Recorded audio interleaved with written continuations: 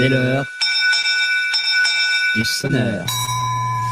Et ce sonneur d'alerte aujourd'hui, nous recevons François Bousquet. Bonjour François Bousquet. Bonjour Clémence. Et merci beaucoup d'être avec nous ce matin. Vous êtes rédacteur en chef de la revue Éléments, directeur de la Nouvelle Librairie. Et justement, la librairie que vous aviez rue de Médicis, eh bien, vous avez annoncé il y a peu de temps qu'elle allait fermer ses portes fin mai. C'est bien cela ? Oui, exact. Oui, le 30 mai, la librairie fermera ses portes. Ça fera 6 ans jour pour jour que nous sommes dans cette rue magnifique, chargée d'histoire, dans le 6e arrondissement, en face du Jardin de Luxembourg, en face de la fontaine Médicis, qui est un des monuments les plus emblématiques de ce merveilleux jardin. 6 ans, c'est beaucoup, mais en même temps, c'est peu. C'est une fin un peu tristounette pour la librairie, sachant que les éditions, on en reparlera par ailleurs, perdurent, continuent à se développer, à se consolider. Mais la librairie, c'est... Alors oui, la librairie malgré tout doit fermer. 6 ans, donc 6 ans pendant lesquels vous avez tenté de tenir le navire. Je me rappelle, d'ailleurs, c'est même comme ça que je vous ai rencontré la première fois. Vous étiez fait régulièrement caillasser vos vitrines. Est-ce que c'est la raison ou c'est surtout et avant tout une raison financière d'équilibre financier qui n'arrive pas à être tenu pour une librairie aujourd'hui à Paris et en France en général? Les derniers mois, oui, non, c'est pour des raisons économiques. Alors oui, vous avez raison. Il y a eu beaucoup d'attaques d'antifa, de gauchistes contre la librairie. Moi, j'ai fait 7 dépôts de plainte qui ont été classés sans suite, alors que le quartier, c'est entre le Sénat et le Panthéon, est truffé, envahi et colonisé par les caméras. Donc c'est classé sans suite avec deux policiers avec 2 bris de vitrine complets pour des dédicaces de Éric Zemmour et de Jean-Marie Le Pen. Dès qu'il y a une grosse dédicace, ça entraînait mécaniquement des bris de vitrine, mais ça mettait pas en péril économiquement la librairie. Bad buzz, good buzz. C'est un de nos drames, du reste, en tout cas pour les droites identitaires, celles auxquelles la librairie se rattachait, c'est qu'elle ne rentre dans l'actualité que par effraction. Sinon elles sont invisibilisées. Sinon, c'est no news, ou alors fake news. Mais ça remettait pas en cause le modèle économique de la librairie. Au contraire, ça la faisait connaître, ça la faisait rayonner. C'était vraiment l'avant-poste du combat culturel. C'est comme ça qu'on l'avait conçu. Mais les 6 derniers mois, là, économiquement, c'est vraiment des raisons financières, économiques, qui font que la librairie ne peut pas tenir, sauf à creuser des déficits. Vous connaissez ce mot de Warren Buffett. Les déficits, vous pouvez continuer à les creuser, mais c'est le trou que vous creusez. Donc, à un moment donné, il faut sortir du trou. Là, on est obligé de sortir du trou pour des raisons économiques. La librairie en France, il faut savoir, pour nos téléspectateurs et nos auditeurs, que la librairie en France est portée par le financement public. Le livre vit sous perfusion. Finalement, le modèle n'existe, il n'y a pas de modèle économique de la librairie aujourd'hui en France. Il n'y a pas vraiment de modèle économique, parce que si vous regardez le nombre d'aides cumulées dont les libraires bénéficient, c'est vertigineux. Alors, vous avez au niveau national le CNL, Centre national du livre, vous avez au niveau régional, au niveau départemental, au niveau communal. Et vous pouvez cumuler ces aides, simplement pour être éligible à ces aides, qui sont considérables. Elles sont plafonnées à 50 000 € ou à 20% pour l'aide des communes au commerce de proximité, dont relève la librairie. Mais c'est considérable, 20% du CA, c'est énorme. Mais pour être éligible, il faut montrer patte blanche. Il faut être dans les clous idéologiques, et ce qui n'est pas notre cas. Si on faisait une opération de testing à l'aveugle, c'est-à-dire que si la Nouvelle Librairie demandait des aides à l'aveugle, elle les obtiendrait. Mais la marque Nouvelle Librairie lui interdit de prétendre à ces aides, je le redis, qui portent un modèle économique qui n'est pas viable pour quantité de raisons. C'est des raisons structurelles. Les gens lisent moins. Il y a une crise du livre en France, et on fait en France comme on fait partout. Je veux dire, on traite les conséquences par les causes. Si on regarde les classements internationaux de lecture, on décroche massivement. Et comme on décroche, au lieu de traiter le mal à la racine, c'est-à-dire de faire de la dictée, de faire de la maîtrise de l'orthographe dans les classes, on finance des librairies. Oui. Alors, les gens lisent moins. Il y a aussi un changement de modèle aussi qui est lié à la commande en ligne. Oui, alors évidemment, il y a la commande en ligne qui a changé largement la donne. Je vais pas les Et encore à Paris, je pense que vous êtes peut-être moins touché par la commande en ligne, puisque tout le monde peut avoir l'occasion. Au cours d'une promenade, on peut s'arrêter devant la vitrine de la rue de Médicis. Mais quand on est en province ou vraiment à la campagne, il y a peu de librairies et finalement, très vite, on se résout à commander en ligne. Oui, non, je confirme. Moi, partageant mon temps entre la France périphérique et Paris. Dans la France périphérique, moi, je vois défiler dans la journée des livraisons, des Uber en réalité, des livraisons Amazon ou autres plateformes. Mais c'est pas le cas à Paris, vous l'avez dit. À Paris, il y a quand même crois, le plus gros réseau en termes de densité urbaine, librairie au monde. La rue Médicis doit être une des librairies, une des rues, qui est très courte. Elle est très courte, c'est 150 mètres carrés, la rue de Médicis. Mais vous avez 4 à 5 libraires. Donc, c'est sûrement la rue de France où il y a le plus de librairies. Mais nonobstant cela, ça reste difficile pour les raisons que j'évoquais. Le chiffre d'affaires de l'édition se maintient, donc de la librairie se maintient, mais quand vous regardez dans le détail, vous vous rendez compte que ça se maintient parce que les prix ont augmenté. En nombre de volumes, ça baisse, et surtout, il y a des distorsions colossales. Il y a des effets de mode. Le manga, par exemple, on l'ignore, mais le manga a sauvé l'édition pendant des années. Aujourd'hui, le manga est en train de s'écrouler. Et alors, il y a un retour de la presse du cœur. La new romance, la dark romance, le développement personnel. Et si vous regardez les augmentations de chiffres en volume, ce qui s'est le plus vendu l'an dernier, c'est des romancières très jeunes qui s'adressent à un public de jeunes filles, et c'est de la presse du cœur. C'est pas de la littérature. Cela étant dit, c'est une qualité, c'est qu'elle maintient les stéréotypes, parce qu'ils ne sont pas des stéréotypes, les archétypes entre le féminin et le masculin. En tout cas, c'est quelque chose, mais bon, littérairement, c'est pas grand-chose. Donc, il suffit qu'il y ait un Astérix qui paraissent tous les 2 ans, vous avez ça booste les chiffres de l'édition. Mais globalement, tendanciellement, c'est plutôt en train de baisser, ce qui est un drame pour nous, parce que nous sommes des animaux parlants. Ça, les Russes le savent, les Chinois le savent. Quand vous regardez les niveaux de lecture des Russes ou des Chinois, ils sont très très au-dessus de nous. Donc, ça va faire des citoyens éveillés. N'en déplaise aux gens qui nous expliquent, qui sont abrutis et ils vont voter par effet de masse. Voilà, et la parole est musée chez eux. Donc là, ce sont des généralités, mais oui, à la fin des fins... Peut-être que la parole est musée, mais il reste encore une pensée. Nous, c'est peut-être l'inverse. Voilà. Mais à la fin des fins, toujours est-il que pour ce qui est du volet librairie de la nouvelle librairie, il y avait 2 volets, donc les éditions et la librairie. La librairie, de fait, c'est pas la peine de se masquer, de se voiler la face. C'est un échec parce que nous voulions reprendre le quartier latin. Ma formule était les gauchistes ont des ZAD, des zones à défendre. Nous, on a des zones à reprendre. Une zone à reprendre, on l'a pris pendant 6 ans, avec des signatures vraiment mémorables. Je le dis dans une petite vidéo, parfois on a quasiment privatisé la rue. Pour les dédicaces de Zemmour et de Jean-Marie Le Pen, c'était des centaines de personnes. Donc la rue était privatisée, quasiment. Donc il y a eu vraiment de grands moments, des moments même de grands succès, des grandes rencontres. Pour nous, ça a été vraiment central, parce qu'il fallait précisément que ce soit un carrefour des dissidences, ce qu'on a essayé de faire. Mais à la fin des fins, il faut payer le loyer, il faut payer les charges, il faut payer les salariés.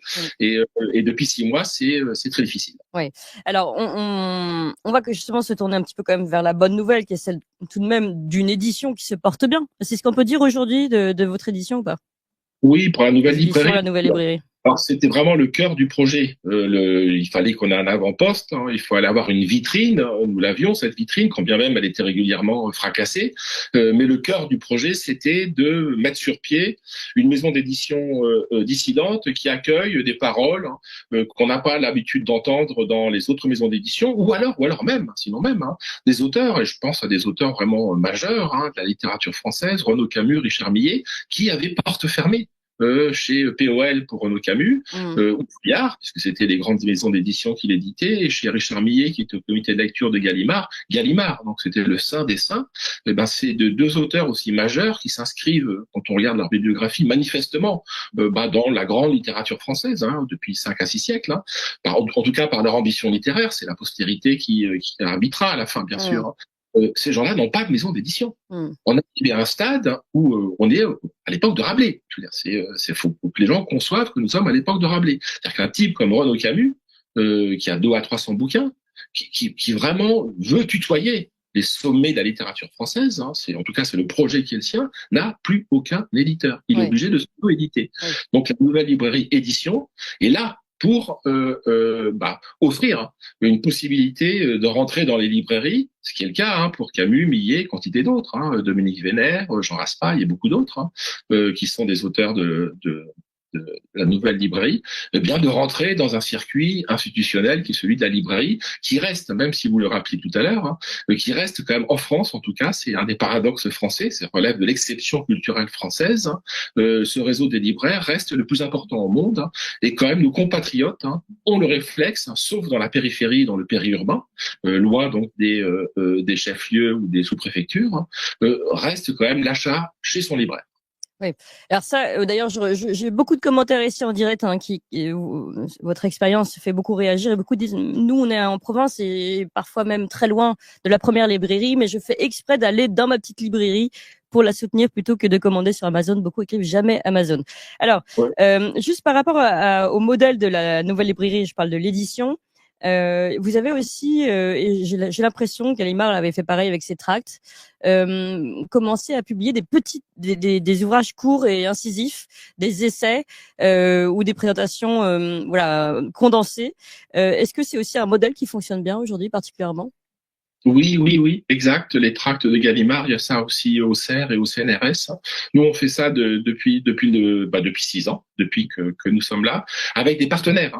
C'est aussi une des forces des éditions de la nouvelle librairie, c'est qu'on travaille en partenariat avec l'Institut Iliade. C'est-à-dire qu'on a beaucoup de coéditions, c'est considérable. L'Institut Iliade publie des sortes de que sais-je, plus identitaires, plus européens, plus enracinés. Il y en a une vingtaine, avec l'Observatoire du journalisme que dirige Claude Cholet, donc l'OJIM, avec l'Academia Christiana. Donc il y a beaucoup de partenariats sur en effet un format assez court, assez didactique, en tout cas pour Iliade, mais c'est le cœur de la vocation de l'Institut Iliade, c'est-à-dire la formation. Donc on présente en 50 pages, 80 pages, un auteur ou une thématique.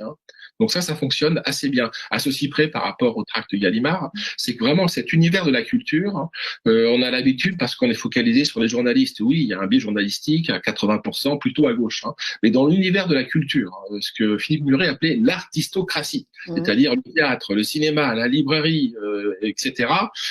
Il y a vraiment une domination quasi totale du gauchisme culturel. Pour reprendre le mot de Jean-Pierre Le Goff, c'est-à-dire que nous, on n'aura pas sur la caisse, le plateau de caisse du libraire, les tracts comme les tracts Gallimard, qui sont très bien exposés. Ça, nous, on ne sera jamais exposé. Donc, ce sera à la demande. Mais bon.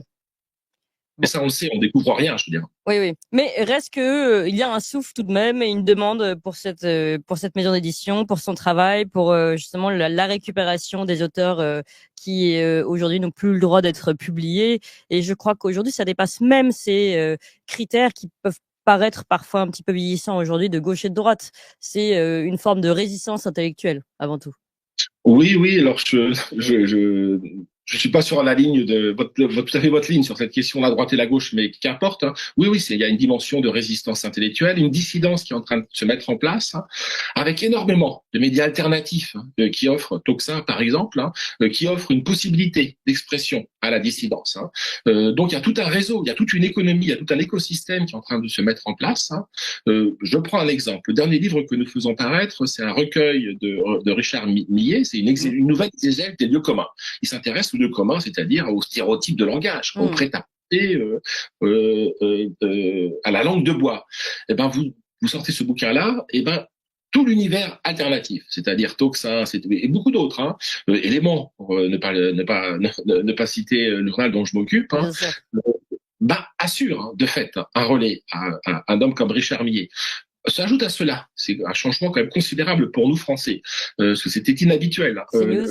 L'émergence, de la galaxie Bolloré. Quand vous avez le JDD, le CNews, ce qui est le cas, nous, le JDD parle de Richard Millet, dans la foulée, CNews l'invite. Tout un écosystème qui est en train de se mettre en place, mais en marge du système institutionnel, qui est la librairie. C'est-à-dire que nous avons, c'est pour ça que c'est quand même néanmoins un problème que nous ayons perdu la librairie. C'est-à-dire que nous contrôlons, Bolloré contrôle la diffusion, l'édition, mais il n'y a pas de librairie. Il a une seule librairie. Donc la librairie, c'est-à-dire l'accès aux clients. Et vos auditeurs le rappellent, ou auditeurs et téléspectateurs le rappellent, on aime aller chez son libraire indépendant pour le faire travailler. Eh bien, nous n'avons pas ce libraire indépendant. Et on aime avoir cette relation, on aime avoir le conseil, on préfère avoir un homme qui nous conseille sur ses lectures plutôt qu'un algorithme orienté. Ouais. C'est le cas. Donc ça reste. Je le redis, je veux pas me voiler la face. C'était un des deux objectifs de la nouvelle librairie. Celui-là a tenu 6 ans. Je désespère pas. Je désespère pas que nous puissions emménager ailleurs, parce que nous avions une contrainte de place. Le lieu était magnifique, vraiment magnifique, avec un trottoir très large. Pour les dédicaces, c'était royal. Mais néanmoins, le prix du loyer rapporté à la à la surface exploitable, ou pour parler comme un commerçant au linéaire, hein, était prohibitif. Nous avions très très peu de place. Hein. Par temps de pluie, nos soirées, on arrivait à agréger 30 à 40 personnes dans la librairie, mais on était serrés comme dans des boîtes de sardines. Hein. Donc ce problème de place était considérable. En plus du problème économique, il y a ce problème de place. Hein.